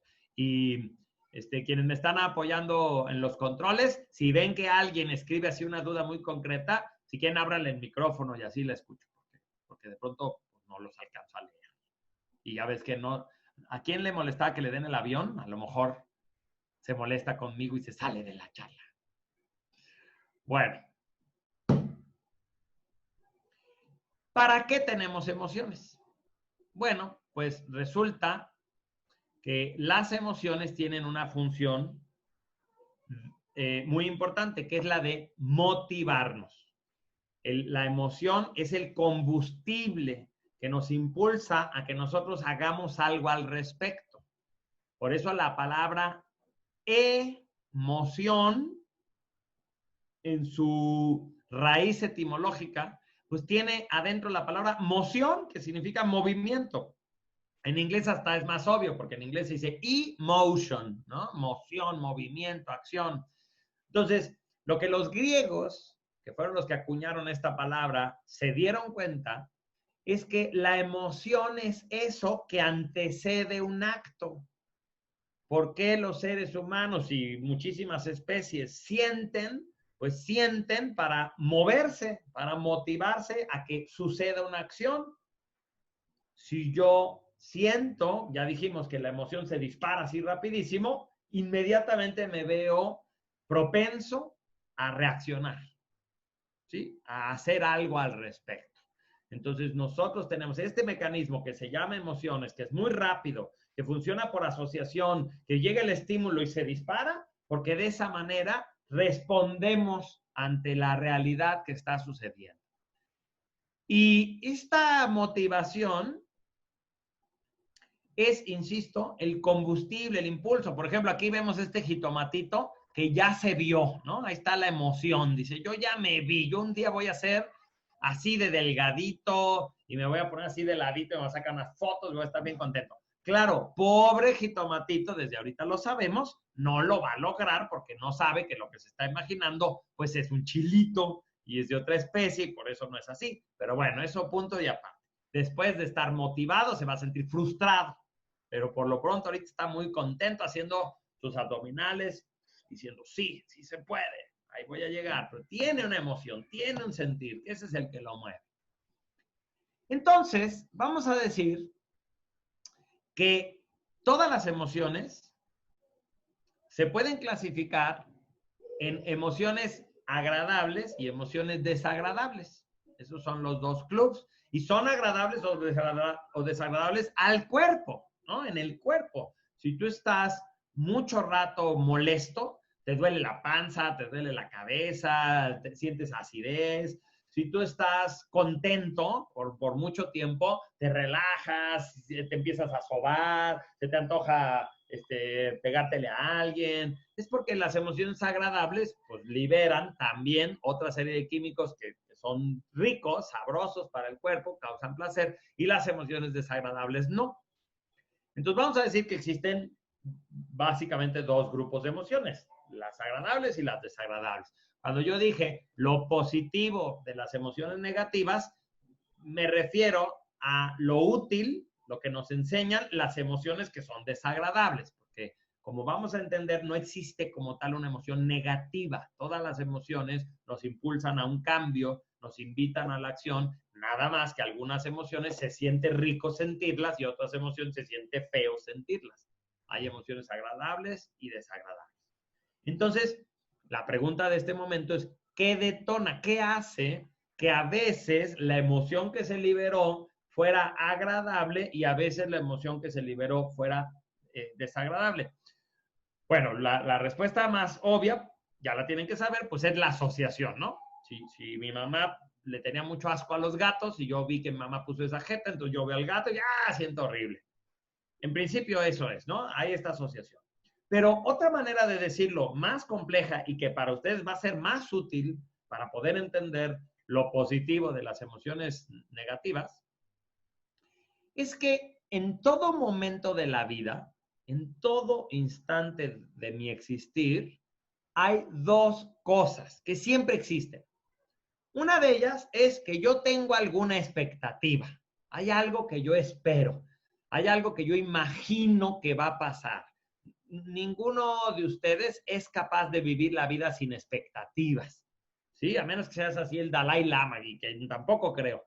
Pero en principio todos nosotros tenemos todo el tiempo expectativas. Por ejemplo, ustedes tienen la expectativa de aprender algo de este curso y que va a durar hasta las 2 de la tarde y que tendrá que ver con emociones y que tú lo vas a poder usar, ¿no? Entonces, si yo ahorita les empezara a hablar de gatitos y los gatitos y por qué son tan lindos, tú tendrías una expectativa y la otra cosa que tendrías es una circunstancia.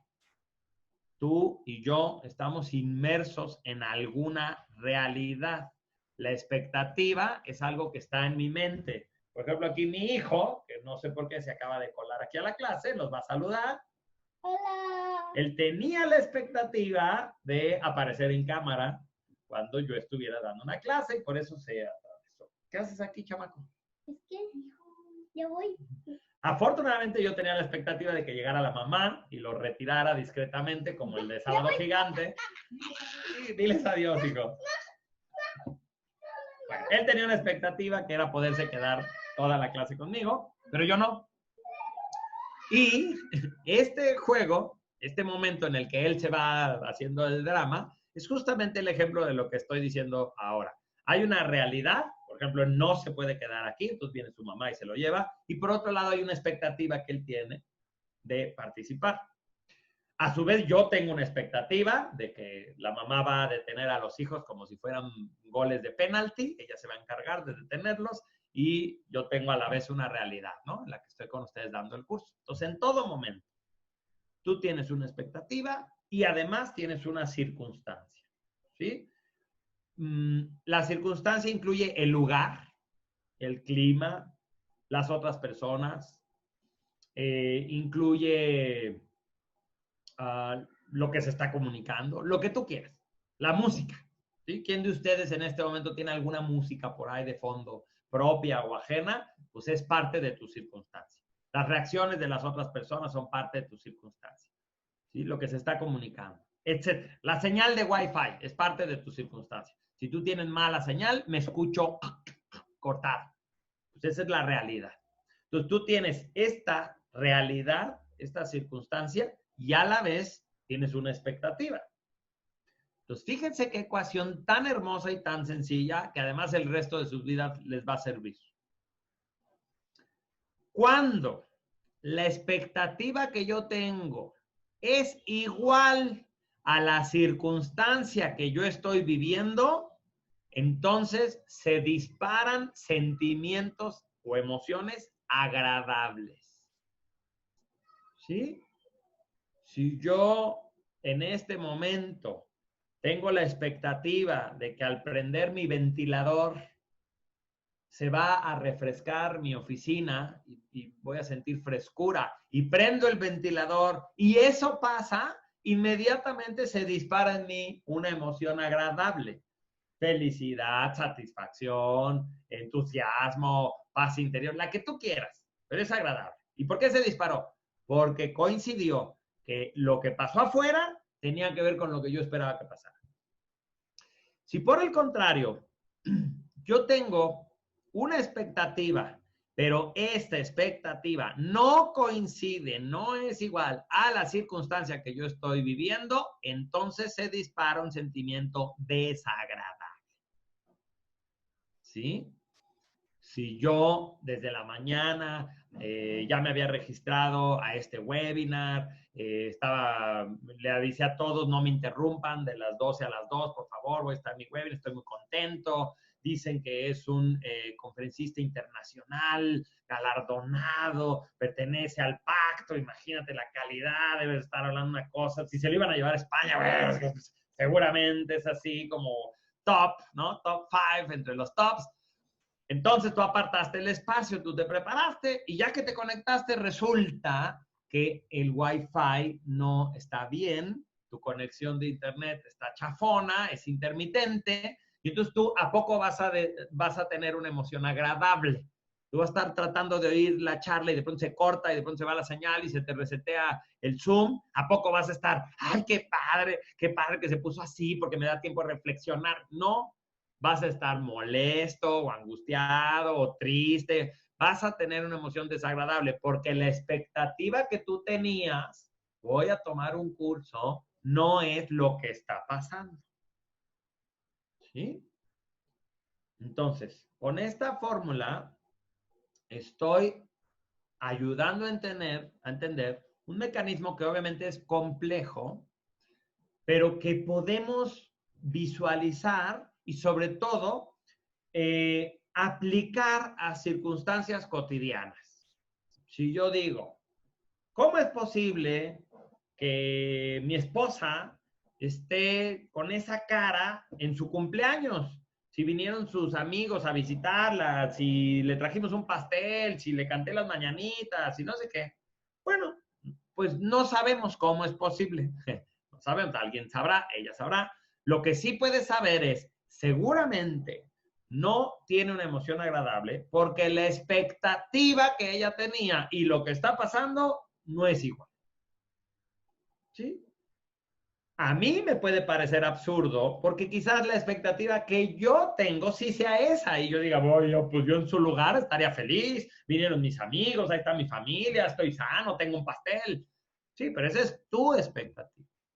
Y lo que hace que se detone una emoción agradable o una desagradable es el jueguito entre la expectativa y la realidad que estoy viviendo. A todas las emociones agradables las podemos asociar con la palabra felicidad. Felicidad es un término abstracto, no se refiere a una emoción en particular. La felicidad no es alegría. La felicidad es cualquier emoción agradable. El entusiasmo es parte de la felicidad. La ternura es parte de la felicidad.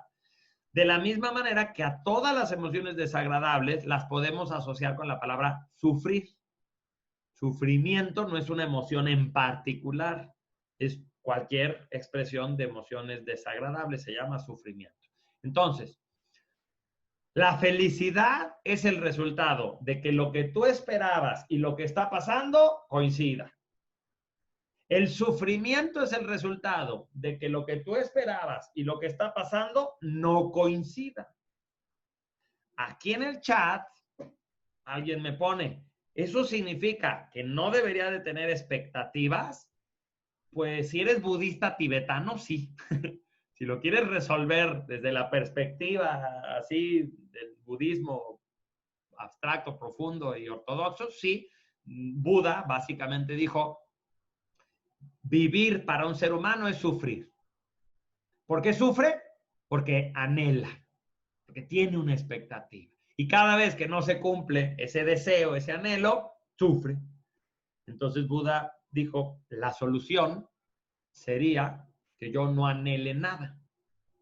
¿Sí? Cuando hacemos meditación budista, cuando hacemos una contemplación, quizás sería una mejor palabra, y simplemente estamos presentes y estamos observando nuestra respiración, llega un momento donde no deseo posesiones, no deseo ganar, no deseo poder, no deseo premios, no deseo reconocimiento, y entonces disminuye mucho mi sufrimiento porque básicamente no tengo ninguna expectativa. Claro que ahí puede entrar un debate muy interesante, ¿no? Porque tú podrías decir, a ver, señor Buda, usted está diciendo que vivir es sufrir y que sufrimos porque anhelamos. Y usted está diciendo que si dejamos de anhelar, dejamos de sufrir. ¿Eso quiere decir que usted lo que quiere es dejar de sufrir? Y si usted lo que quiere es dejar de sufrir, ¿no es eso también un anhelo? ¿No es eso ganas de algo? Bueno, pues ya, te metes a un tema. Yo lo voy a plantear de una manera más fácil y más cotidiana para el humano occidental, que no tendemos tanto a practicar ese tipo de cosas. Sí sirven, por supuesto, los invito a que practiquen mindfulness, a que hagan meditación, contemplación, oración. Son maneras en que aprendemos a estar más presentes, menos disparados. Pero más bien, en vez de decir, lo que quiere decir esto es que no debo de tener una expectativa, no. Lo que quiere decir esto es que cuando yo tengo un sentimiento agradable, significa que la expectativa que yo tengo y lo que está pasando se parecen. Y cuando tengo uno desagradable, significa que la expectativa que yo tengo y lo que está pasando no se parecen. Y que tengo dos cosas en las cuales trabajar. Puedo enfocarme en transformar la circunstancia hasta que coincida con lo que yo esperaba. ¿Sí? Yo esperaba irme a España a principios de este año. Esa era mi expectativa. Entonces, como no nos pudimos ir, nos esforzamos porque el viaje suceda después. hacemos cosas, nos reunimos, nos comunicamos, hacemos acuerdos, negociamos y construimos la circunstancia futura en la cual nos iremos a España. ¿Ha cambiado mi expectativa? No, mi expectativa sigue siendo la misma. Lo que esperemos que cambie es la realidad. Entonces nos estamos esforzando por cambiar la realidad para que coincida con la expectativa que yo tengo. Pero ese es un ejemplo en el que tengo la posibilidad de cambiar la realidad. Pero ¿qué pasa cuando no la tengo? Es decir, tengo una reunión a las 9 de la mañana, media hora antes me subo en el automóvil, salgo de mi casa y resulta que están haciendo arreglos en la avenida que a fuerza tengo que tomar para llegar a donde voy. Y entonces resulta pues, que hay un tráfico espantoso y que los autos vienen muy lento y lo más probable es que no voy a llegar a las 9 de la mañana. Entonces, acuérdense, yo tengo una expectativa y tengo una realidad. Quizás, como la mayoría de ustedes, mi primer intento va a ser cambiar la realidad. Entonces, la mayoría de nosotros, cuando nos topamos con que el tránsito está espantoso en una avenida, hacemos esfuerzos externos por modificar esa situación. Entonces, tocamos el claxon, nos enojamos, abrimos la ventana y decimos cosas como, carajo, muévanse, ¿no? Y detrás de esas expresiones tan asombrosas para el Homo sapiens, decir, qué bárbaro, qué bueno que tenemos un cerebro tan vasto, que se nos ocurre que tocando el claxon es posible que quizás todos los automóviles que están delante de nosotros, cuando escuchen que tocamos el claxon, con la pura mirada, a lo mejor se alcancen a poner de acuerdo así entre los conductores, oye, ahí atrás hay un güey que quiere pasar, ¿qué hacemos? Y entonces entre ellos empiecen a verse y logren coordinar que todos los automóviles se vayan haciendo un poquito hacia las orillas, de tal manera que un carril en medio, ¿sí? Como si fuera Moisés, se abra así el mar de vehículos y entonces yo pueda pasar por en medio de todos ellos, llegue a tiempo a mi junta de las 9 de la mañana y mientras yo vaya avanzando, pues nomás les diga, gracias, compañero, qué bueno que se me ocurrió tocar el claxon, qué bueno, porque si no voy a tocar, no se enteran ustedes de que yo llevaba prisa. Ustedes no llevaban prisa, pero yo sí, qué bueno que toqué el claxon y qué bueno que hasta dije, carajo. Y entonces, porque creo que eso fue la cosa, ¿no? La gota que derramó el vaso. Bueno, entonces es muy probable que cuando tú te metas en esa avenida, primero intentes cambiar la circunstancia. Entonces, toques el claxon, digas carajo, veas feo a los demás, le mientes la Mauser al gobierno, cómo se les ocurre, estos imbéciles, ¿para qué pago impuestos si no arreglan las cosas cuando deben? Esto lo debieron de haber hecho el año pasado, por eso estamos como estamos. Haces todo eso. Ahora, si eres una persona madura, más trabajada interiormente, va a llegar un momento donde ceses tu intento de cambiar la realidad, porque vas a decir, nada que yo haga cambia el hecho de que no voy a llegar a las 9 de la mañana y los autos no van a desaparecer mágicamente y sí se va a molestar al cliente de que voy a llegar tarde. Realidad. Entonces, ¿qué es lo que yo podría cambiar? Pues la expectativa. ¿Cierto? Entonces yo, que tengo el récord Guinness de puntualidad y jamás en la vida he llegado tarde a una reunión, puedo cambiar mi expectativa de perfección y puedo decir, está bien, por primera vez llegaré tarde. ¿Sí? Tengo la expectativa actual de que al cliente le va a molestar mucho que llegue yo tarde, pero como estoy haciendo el ejercicio de cambiar mi expectativa, pues tengo la nueva expectativa de que el cliente comprenderá, sobre todo si él también manejó por la ciudad, pues a lo mejor se enteró de estas reparaciones, ¿sí? Y ahí es cuando yo empiezo, hablando conmigo, a modificar mi expectativa. Y si yo logro modificar mi expectativa de tal manera que coincida con la realidad, pues ahora lo que voy a empezar a experimentar son emociones agradables. Lo hermoso de entender esta ecuación, que tiene dos elementos, las expectativas y las realidades, es que te da el juego de modificar una, la otra o las dos. ¿Cuántas personas ustedes se imaginan que van a terapia matrimonial, se llevan a su esposo, a su esposa con un psicoterapeuta, para que el terapeuta le ayude a que su pareja cambie. ¿Cierto? Entonces yo voy con mi esposa, por fin la convenzo, vamos a terapia, y apenas nos sentamos y le digo, a ver, doctora, yo no sé usted qué piense, ¿no? Pero yo creo que en un matrimonio todos debemos de cooperar y debemos de encontrar una manera de ser agradecidos y valorar, y le tiro todo un rollo. Porque estoy intentando que mi circunstancia, que incluye obviamente a mi esposa o a mi esposo, cambie. Llevarlo a la terapia y decir todo esto es mi intento externo de que esta persona sea diferente. Entonces yo voy a terapia con la esperanza de que mi marido o mi esposa sea de una manera diferente. ¿Cuántas veces tú te imaginas que eso resulta posible? O sea, ¿qué tan posible será que si yo voy a terapia le platico al psicólogo lo que ya le he dicho a mi pareja un montón de veces? De pronto mi pareja, porque estamos en el psicólogo, lo escucha y dice, ay, tienes razón, ¿no? Ya desde mañana me voy a levantar temprano y voy a hacer esto y voy a cambiar tal cosa y ya no te voy a contestar esto y siempre voy a tener ganas y me voy a esforzar y ya no te voy a criticar tal cosa. ¡Wow! ¡Qué maravilla! ¡Qué buena consulta! Y tú digas, ¡wow! Valió la pena. Venimos aquí y ya cambió mi circunstancia, por lo tanto yo ya voy a tener emociones bonitas relacionadas con mi pareja, porque mi pareja coincide con lo que yo espero de mi pareja. Pues son rara la vez que eso sucede. Por eso lo estoy diciendo con un tono sarcástico. Lo común es que cuando las personas van a terapia de pareja, primero intentan cambiar al otro, dicen mil cosas, se hacen, dice Marcela, no, pues no. Se hacen mil compromisos, promesas, se dicen, se juran, no sé qué.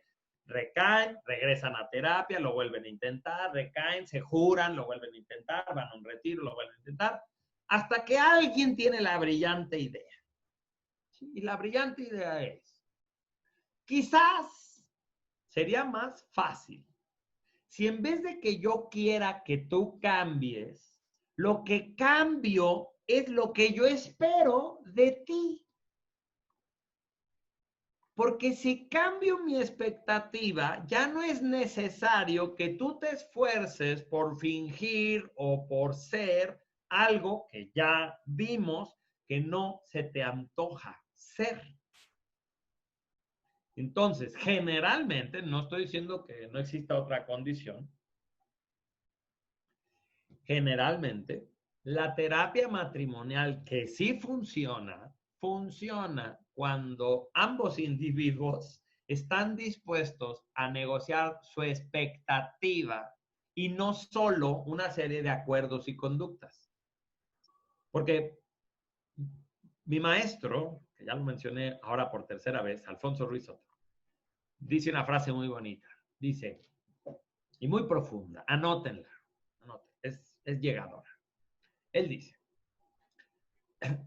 la única manera de que tu pareja cambie al grado que tú esperas que cambie es que cambies de pareja. ¡Tarán! ¿A poco no?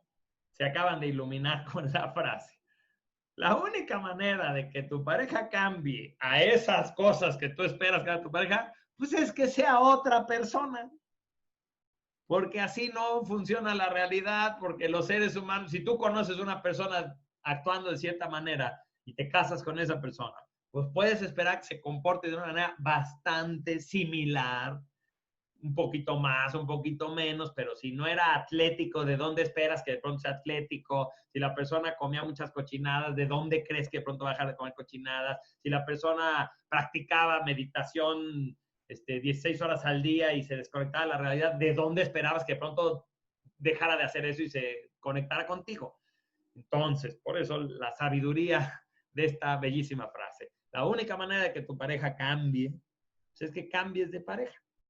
Con eso no estoy diciendo que los seres humanos no puedan cambiar. Lo que estoy diciendo es que las personas cambian en función de lo que tiene sentido para ellos y de las expectativas que ellos tienen sobre ellos.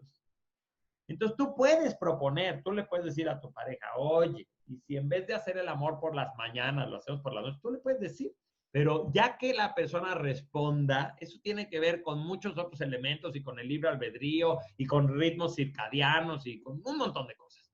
Entonces tú propones y escuchas y digamos que lo que les estoy enseñando en este momento se resume en esta idea. Cuando tú tienes la incidencia, el poder, cuando tú tienes la posibilidad de alterar la realidad para que coincida con la expectativa que tú tienes, haz eso, enfócate en eso.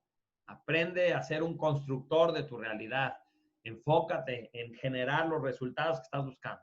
Pero cuando no esté en tus manos, cuando dependa de otras personas, cuando yo estoy en una circunstancia en la que yo no tengo esa incidencia, disponte a cambiar tu expectativa.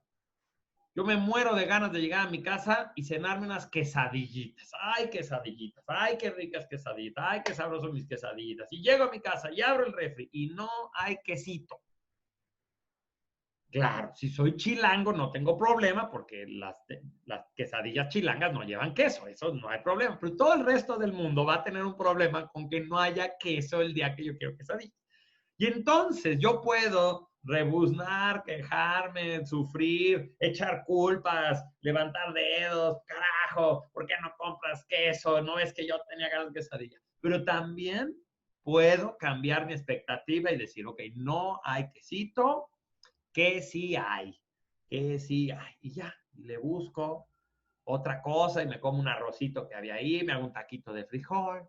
Eso es cuando yo inteligentemente digo, si yo realmente quiero ser feliz y no tengo la posibilidad de cambiar la realidad que estoy viviendo, entonces lo que debo de cambiar es mi expectativa ante esa realidad. ¿Sí? Entonces, fíjense, porque estamos ya muy cerca del final de este curso. ¿Qué es lo positivo de las emociones negativas? Pues lo positivo de las emociones negativas es que nos permiten saber cuál es en cada momento la relación que existe entre nuestras expectativas y la realidad que estamos viviendo. O sea, ¿cuál es la función del enojo, de la tristeza, de la angustia, de los celos? Es una función muy sencilla, pero además muy útil. Cada vez que yo tengo una emoción desagradable, sé que lo que yo espero y lo que está pasando no está conectándose. No hace clic. Y entonces la emoción negativa me invita inmediatamente a hacer algo al respecto. Y ya, ahora ustedes lo saben, ya sé que solo hay dos cosas que puedo hacer ante la emoción negativa. O enfocarme en transformar la realidad o disponerme a trabajar mis expectativas. Punto. Eso es lo que puedo hacer. En ese sentido, ¿qué me aportan las emociones agradables? ¿Qué me aporta la felicidad? ¿Qué me aporta sentir gozo, entusiasmo? Pues como ya sé que toda emoción agradable significa que sí macha mi expectativa y mi realidad, lo que me indican las emociones agradables es, síguele, vas bien, ¿sí? Go, tu expectativa y lo que está pasando coincide. Vamos a pensar, nosotros lanzamos esta convocatoria, ¿no? Lanzamos la convocatoria de este webinar, le avisamos a nuestras redes, lo pusimos en un correo, lo mandamos por WhatsApp. La expectativa que tenemos o teníamos era, pues que vengan más de 250 personas. Queremos que vengan más de 250 personas para que realmente esto se aproveche, para que esta iniciativa maravillosa que han tenido sirva, ¿no? Sirva a la sociedad, sirva para aprovechar la contingencia en cosas que son constructivas, en tomar decisiones importantes. Entonces, esa es nuestra expectativa. ¿Y qué creen? Y si ven el numerito de que somos 265 participantes, pueden imaginar cómo nos sentimos. ¿Cómo se siente la doctora Vero? ¿Cómo se sienten los doctores de la UNAM? ¿Cómo se sienten todos los organizadores del evento? ¿No saben qué emoción tenemos? Quizás la emoción, bueno, el sentimiento muy preciso, sea entusiasmo, sea paz interior, sea realización, la que tú quieras. Pero todos ustedes saben que nos sentimos con una emoción agradable, que nos sentimos felices. Nos sentimos felices porque el esfuerzo que hicimos nos llevó al resultado que buscábamos. Entonces, ¿para qué sirven las emociones agradables? Para decirnos, continúa. Nosotros hacemos este evento y yo veo ahí a la doctora Verónica y digo, Vero, hay que hacer otro, hay que hacer una continuación, hay que verlo más a fondo, hay que hacer un taller, hay que llevarnos esto al Congreso, porque a mí lo que me dice la emoción positiva es go, ¿no? O sea, dedito para arriba, go, oye, sí sucedió. El esfuerzo que hicimos coincidió con el resultado. Si por el contrario nosotros hacemos esta convocatoria, movemos cielo, mar y tierra, mandamos correos, hacemos WhatsApp y ahorita tuviéramos 45 personas en esta sesión, entonces tendríamos una emoción desagradable, no la peor del mundo, no ganas de suicidarnos, no ganas de matar a alguien, pero sí tendríamos una emoción desagradable, porque obviamente la intensidad de la emoción va a tener que ver con la discrepancia que haya entre la realidad y la expectativa que tenemos. Mientras más discrepancia haya, pues más intensa es la emoción. Entonces vamos a decir, bueno, no estaríamos así de morirnos, pero sí, a lo mejor, ¿qué diríamos, Vero? Diríamos, ay, pues me siento agüitado. Ay, me agüitó ver a tan poquitos, ¿no? Ay, pues como que me frustró un poco tanto esfuerzo y que no viniera, ¿no? Entonces, no sé, tendríamos una serie de palabras para referirnos a las emociones desagradables y la emoción desagradable nos diría, hay que hacer algo al respecto. ¿Sí? Las emociones desagradables no son para padecerse. No son para padecerse, no son para ahogarnos en ellas, no son para victimizarnos, no son para hundirnos. No, las emociones desagradables son para tomar la decisión en la cual o vamos a modificar la circunstancia, la realidad que se está viviendo, o vamos a modificar la expectativa que tenemos. Entonces yo me voy a tener que sentar con la doctora Verónica y decirle, a ver, vinieron nada más 45 personas. A mí no me gusta, yo no me siento bien con eso. Pero ¿qué vamos a hacer? ¿Le vamos a entrar afuera? ¿Vamos a pagar publicidad? ¿Vamos a buscar una mercadotecnia diferente? ¿Vamos a hacer una convocatoria? Y entonces Vero me dice, no, lo vamos a hacer obligatorio. El alumno que no entre a tu curso, reprobado, aunque sea una eminencia, títulos para atrás, nos hacemos guajes y no les damos ni un papel. Ah, bueno. Entonces eso es, nos enfocamos en lo externo. Nos enfocamos en cambiar la circunstancia. Pero la otra sería que de pronto le llega un momento a Verónica como de la psicoterapeuta interior que ella tiene y se me queda viendo y me dice, wow, 45 también es algo lindo, 45 está bien. Estas 45 personas necesitaban ese mensaje, servimos a la sociedad con eso, llegamos a los corazones que teníamos que llegar.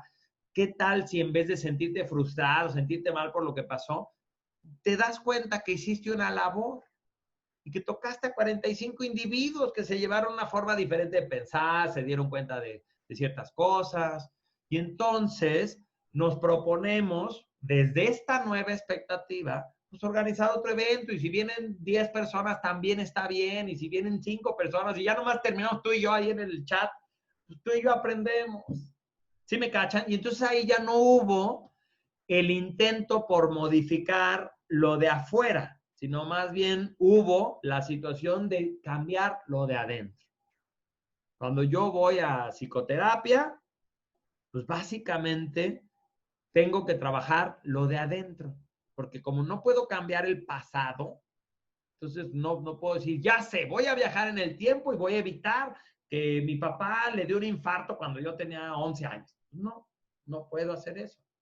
Entonces, normalmente, en psicoterapia, es la expectativa la que voy a trabajar. Y al revés, cuando estoy trabajando, por ejemplo, más en temas de coaching, pues oye, si no ha pasado la realidad, ¿por qué no enfocarnos y transformarla? Entonces, les agradezco a todos su atención. Espero que haya sido muy útil esto que estuvimos platicando. Sí creo, y se lo propongo a la doctora Verónica, que tenemos suficiente para una etapa 2, sin problemas, podemos profundizar mucho más allá. Pero espero haber sido claro con cuál es la utilidad de las emociones negativas. nos sirven para saber que lo que esperamos y lo que está pasando no es igual y nos sirve entonces para motivarnos a la acción, para decidir transformar cualquiera de las dos. Yo no sé si tú lo sabes, Vero, pero aquí en los Zoom, cuando la gente pone números 8, significa aplausos. Entonces, por eso, por ahí empezaron a aparecer unos 8. Pues yo me siento complacido, con una emoción positiva, porque se cumplieron mis expectativas. Ahora la pregunta es si a ustedes también se les cumplieron las 8.